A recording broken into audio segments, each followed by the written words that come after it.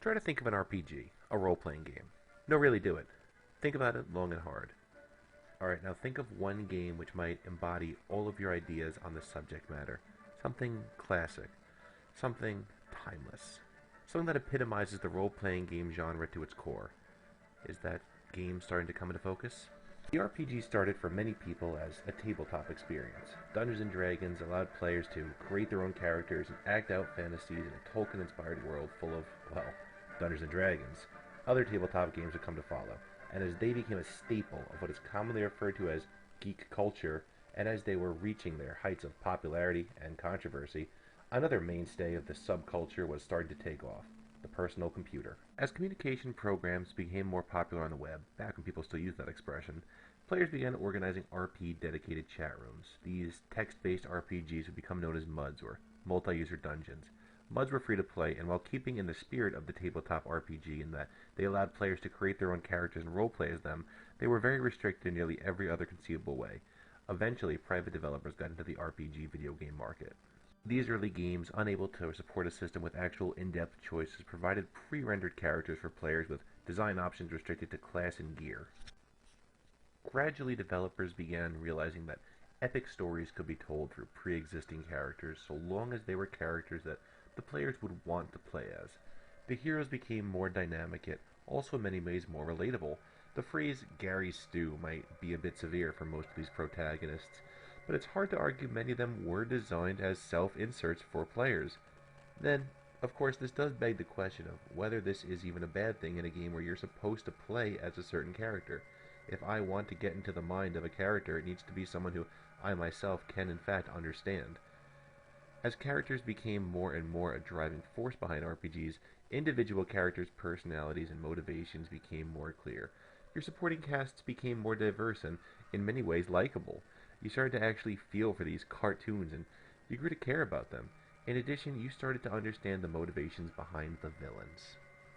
Villains in early RPG games, like those of many amateur D&D campaigns, primarily had one objective: to destroy or enslave the world, or sometimes a specific kingdom.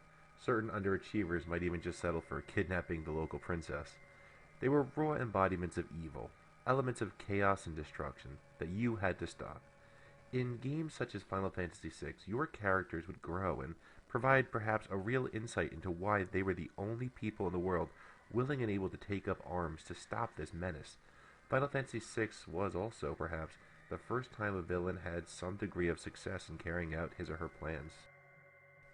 To me, there's nothing more intimidating in a villain than being able to actually achieve what they set out to do. Some people claim that Kefka's disregard for human life made him awesome, or the scene where he poisoned an entire kingdom's water supply. To me, it's that he was an actual threat, the moment where he actually did break the world. He taught me that sometimes victories in games, like in real life, well, they have a hefty price.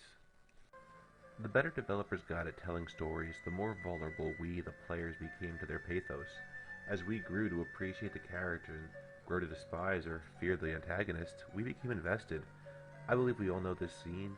As Cloud takes up his sword, I was about ready to yell at my TV, just like Sid's yelling at Cloud. I'm going to let this scene speak for itself in conveying the point that I'm trying to express.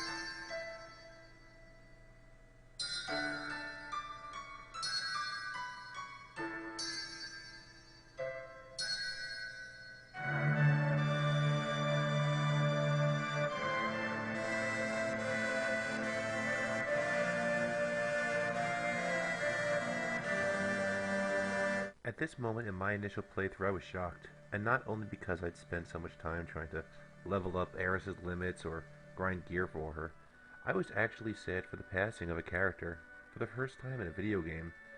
When Cloud speaks about the emotions he's feeling, when he goes in to elaborate on how his mouth is dry and his eyes are burning, you feel for him. Mostly because that's, at least to some degree, how I felt at that moment. Cloud summed up exactly how really any person put into that situation would feel. As Sephiroth stands there talking down to Cloud, he's also talking down to the player. Him questioning the pain of another character is the moment in the game where I knew I wanted to kill him. While Kefka was a threat in the previous Final Fantasy, it was personal with Sephiroth. So maybe in the end he was right, in what he called Cloud and what he ultimately called all of us.